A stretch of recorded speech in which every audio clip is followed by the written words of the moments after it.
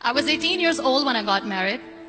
I belonged to a very conservative family, a Baloch family, where good daughters never say no to their parents.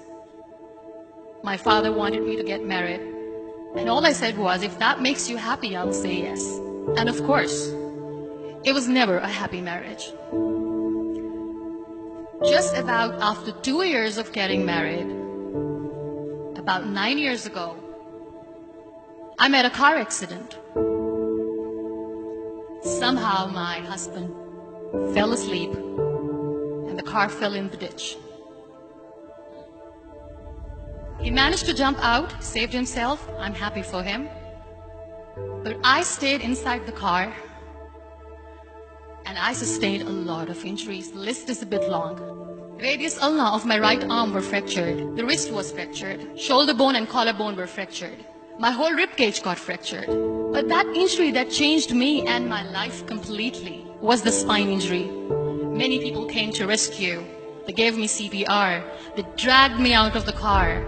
And while they were dragging me out, I got the complete transection of my spinal cord. Those 2.5 months in the hospital were dreadful. I was at the verge of despair. One day, doctor came to me and he said, well, I heard that you wanted to be an artist, but you ended up being a housewife. I have a bad news for you. You won't be able to paint again. Next day, doctor came to me and said, your spine injury is so bad, you won't be able to walk again. I took a deep breath and I said, it's all right. Next day, doctor came to me and said, because of your spine injury and the fixation that you have in your back, you won't be able to give birth to a child again. That day, I was devastated. I started to question my existence. Why am I even alive? So what kept me going was, one day I asked my brothers, I know I have a deformed hand, but I'm tired of looking at these white walls in the hospital and wearing these white scrubs.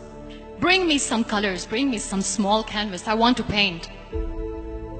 So the very first painting I made was on my deathbed, where I painted for the very first time.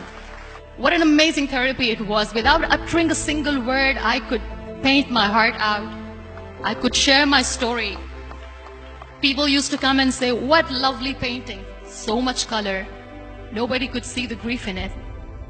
Only I could. And that day I decided that I'm going to live life for myself.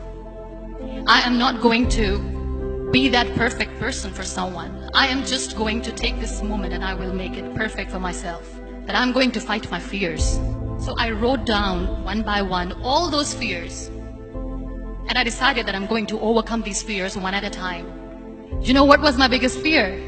Divorce. But the day I decided that this is nothing but my fear, I liberated myself by setting him free. And I made myself emotionally so strong that the day I got the news that he's getting married, I sent him a text that I'm so happy for you and I wish you all the best. And he knows that I pray for him today. Number 2 was, I won't be able to be a mother again. And that was quite devastating for me. But then I realized there are so many children in the world, all they want is acceptance. So there is no point of crying, just go and adopt one. And that's what I did.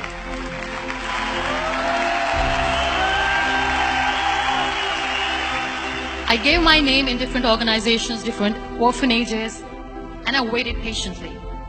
2 years later, I got this call from a very small city in Pakistan. I got a call and they said, are you Muniba Mazari? There is a baby boy and would you like to adopt? I could literally feel the labor pain. I said, yes, yes, I am going to adopt him. I am coming to take him home. And that day, I was 2 days old, and today he's 6.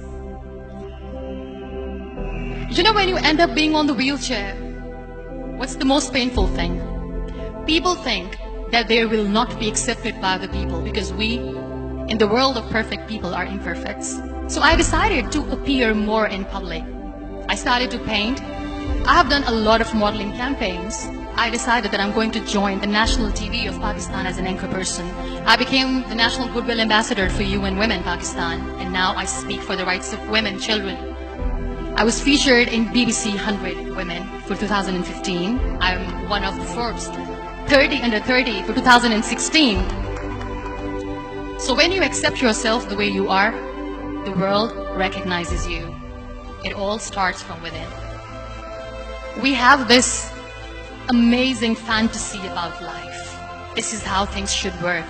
This is my plan. It should go as per my plan. If that doesn't happen, we give up. I never wanted to be on the wheelchair.